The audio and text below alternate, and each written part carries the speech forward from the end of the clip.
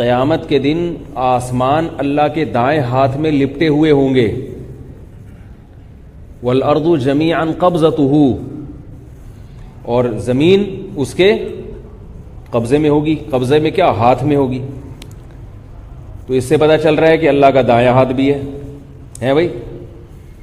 دو ہاتھ ہیں، ایک دایاں ہوگا تو ایک بایاں ہوگا.